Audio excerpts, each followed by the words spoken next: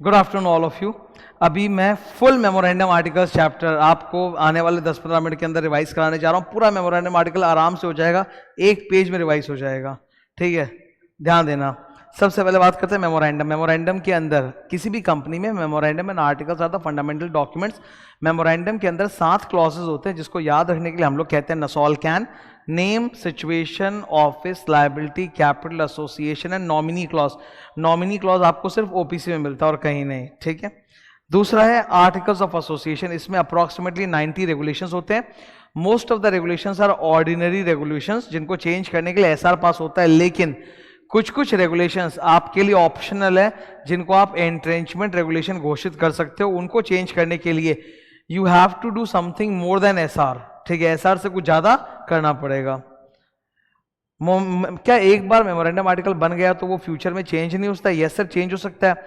तो कैसे कैसे चेंज होता है उसका पूरा प्रोसेस मैं डिस्कस कर रहा हूं। सबसे पहले क्या है, चेंज ऑफ नेम। अगर कोई कंपनी अपना नाम चेंज करना चाहती है तो सेक्शन नंबर 13 अप्लाई करेगा। एसआर मैं दिखा देता हूं, इधर देखो। आप नाम चेंज करना चाहते हो कंपनी का तो क्या पास करना पड़ेगा आपको? सेक्शन 13 में एसआर पास होगा, सेंट्रल गवर्नमेंट का अप्रूवल लगेगा। सेंट्रल गवर्नमेंट से अप्रूवल के लिए आपको फॉर्म जमा करना पड़ेगा INC 24 और आपको एक नया सर्टिफिकेट ऑफ इनकॉर्पोरेशन मिलेगा INC 25 में। नाम रिजर्व करने के लिए वो कंपनी रन ऐप का इस्तेमाल करेगी। रिजर्व यूनिक नेम, 60 दिन के लिए नाम रिजर्व हो जाएगा। अगर नाम में केवल प्राइवेट वर्ड डालना या निकालना है तो सीजी का अप्रूवल नहीं चाहिए। 2 साल तक अब आपको अपने नए नाम के साथ ब्रैकेट में नीचे पुराना नाम भी लिखना पड़ेगा। यहीं पर एक दूसरा कॉन्सेप्ट है रेक्टिफाई। ठीक है, अगर मान लो आपकी कंपनी का नाम किसी दूसरी कंपनी से या किसी दूसरे ट्रेडमार्क से मैच करता है, तब सेंट्रल गवर्नमेंट आपको ऑर्डर कर सकती है कि आपको अपना नाम रेक्टिफाई करके चेंज करना पड़ेगा। वहां सेक्शन नंबर 16 अप्लाई होता है। ऑर्डिनरी रेजोल्यूशन पास करना पड़ता है, सेंट्रल गवर्नमेंट की तरफ से ऑर्डर आता है, फरमान।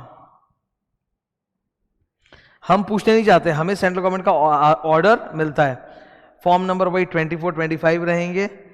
याद रहे कि अगर हमारा नाम किसी दूसरे कंपनी के नाम से मैच करता है तो वो दूसरी कंपनी हमारे से पहले की है तो वो जब चाहे सीजी के पास कंप्लेंट कर सकती है। लेकिन अगर हमारा नाम किसी के ट्रेडमार्क से मैच करता है तो जो ट्रेडमार्क का ओनर है वो हमारी कंपनी के इनकॉर्पोरेशन के बाद 3 साल के अंदर ही कंप्लेन कर सकता है, उसके बाद वो कंप्लेन नहीं कर पाएगा। ये था नेम क्लॉज में चेंज। नॉर्मली मेमोरेंडम के चेंज के सेक्शन होता है 13, आर्टिकल्स के चेंज का सेक्शन होता है 14। Situation change. सिचुएशन चेंज का मतलब होता है आप अपनी ऑफिस को शिफ्ट कर रहे हो।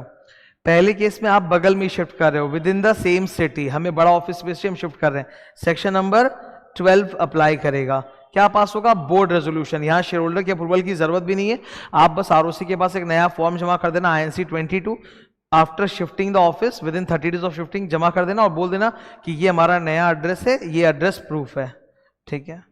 सेकेंड, आप शहर चेंज करना चाहते हो, मतलब एक सेम स्टेट में एक शहर से दूसरे शहर में शिफ्ट होना चाहते हो, यहां पे भी सेक्शन 12 लगेगा। ऑफिस का सेक्शन ही एक्चुअली 12 होता है। देखो, मेमोरेंडम में चेंज तभी होगा जब आप स्टेट चेंज करो, बिकॉज मेमोरेंडम में नसोलका में सिर्फ स्टेट का नाम होता है, एग्जैक्ट एड्रेस नहीं होता। तो स्टेट जब तक चेंज नहीं होगा तब तक मोआ चेंज नहीं होगा, और मोआ चेंज होगा तो सेक्शन 13 नहीं होगा, तब तक सेक्शन 12 चलता रहेगा। तो आपको अगर शहर चेंज करना है with in the same state, आपको एसआर पास करना पड़ेगा। हायर अथॉरिटी के अप्रूवल नहीं चाहिए, फॉर्म वही रहेंगे INC 22। मोआ तभी चेंज होता है जब आपका स्टेट चेंज हो, वरना नहीं। आपको INC 22 नया एड्रेस बताना है आरओसी को आफ्टर शिफ्टिंग, 30 डेज शिफ्ट होने के बाद। थर्ड, 2 स्टेट्स ऐसे हैं, तमिलनाडु और महाराष्ट्र, जहां पे 2-2 आरओसी है। तमिलनाडु में चेन्नई आरओसी है और कोयम्बटूर आरओसी है, और महाराष्ट्र में 2 है, मुंबई आरओसी, पुणे आरओसी। अगर आप सेम स्टेट महाराष्ट्र के अंदर हो बट आप पुणे आरओसी के जुरिस्डिक्शन से निकल के मुंबई आरओसी के जुरिस्डिक्शन में जा रहे हो तो क्या प्रोसेस है? यहाँ पे आपको सेक्शन 12 भी लगेगा, बिकॉज स्टेट तो वही है, महाराष्ट्र स्टेट चेंज हो नहीं रहा है। एसआर पास करना पड़ेगा। हायर अथॉरिटी रीजनल डायरेक्टर का अप्रूवल लेना पड़ेगा। रीजनल डायरेक्टर से अप्रूवल लेने के लिए जो फॉर्म जमा होता है वो होता है INC 23। नया एड्रेस आरओसी को बताओगे INC 22 में। आरडी का जो ऑर्डर आएगा अप्रूवल का वो आरओसी में जमा करोगे INC 28 में। तो ये 3 फॉर्म्स का यहाँ पे इस्तेमाल होता है। सबसे भयंकर केस है सर जब आप स्टेट चेंज करते हो, एक स्टेट छोड़ के दूसरे स्टेट में आप जा रहे हो, तब मोआ चेंज करना पड़ेगा, तब सेक्शन 13 अप्लाई होता है। एसआर पास करना पड़ेगा, आरडी का अप्रूवल लगेगा, फॉर्म लगेंगे 22, 23, 26, 28। ये 26 नंबर फॉर्म किस चीज़ के लिए? एडवर्टाइजमेंट। आप अगर स्टेट चेंज करोगे तो आपको ढिंढोरा पीटना पड़ेगा, एडवर्टाइजमेंट करना पड़ेगा, ताकि जिनको भी आपके क्रेडिटर्स, एम्प्लॉय, जिनको भी तकलीफ है आपके स्टेट चेंज करने से, वो आपके खिलाफ ऑब्जेक्शन कर सकें और फिर आप उनके ऑब्जेक्शन को सॉल्व करोगे। ठीक है। रीजनल डायरेक्टर अप्रूवल देने के पहले देखिएगा कि वर्कर, एम्प्लॉय, क्रेडिटर्स की सारी समस्याएं दूर हो चुकी हैं।